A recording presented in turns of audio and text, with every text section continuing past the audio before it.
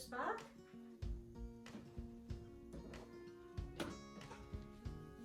How are you?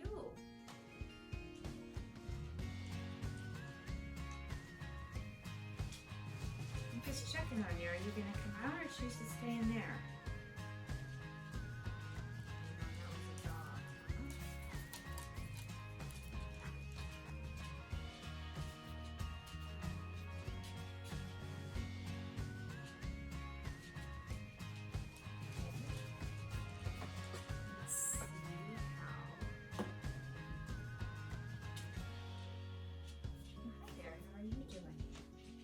Number one. How are you? Yeah, I'm just checking on you guys to see how you're doing. Take the camera. Habituation and desensitization are forms of non-associative learning. Stimuli are not reinforced, which means that they are not associated with any punishment or reward. The stimulus remains or becomes neutral, even if the animal was fearful or reactive to it in the beginning. In general psychology terms, desensitization is a process that diminishes an organism's emotional response to a stimulus after repeated exposure to it without any negative or aversive consequences. As for habituation, according to Shalter, 1984, habituation is the waning of an animal's response to a stimulus after repeated exposure to it. As you can see, these terms are similar but not technically the same.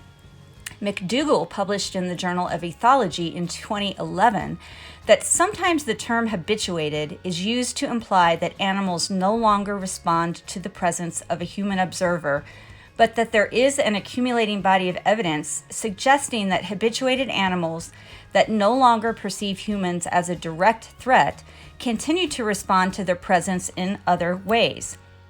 That is completely okay for our purposes. In fact, it is exactly what we want for our pet snakes. Ideally, we want them to cease perceiving us as a threat and at the same time interact with us in a calm and relaxed manner. All I'm doing now is observing them.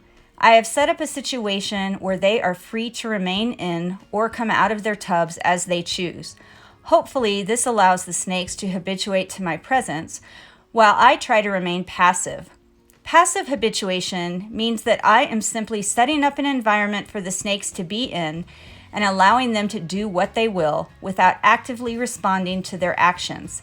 I am simply watching them and letting them be. The only time I would intervene is if their safety becomes compromised.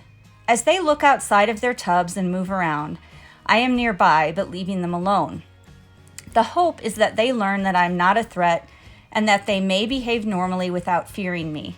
As they begin to perceive me less and less as a threat, I will later transition to active habituation, which means that I will gradually increase external stimuli as the snakes react to less and less.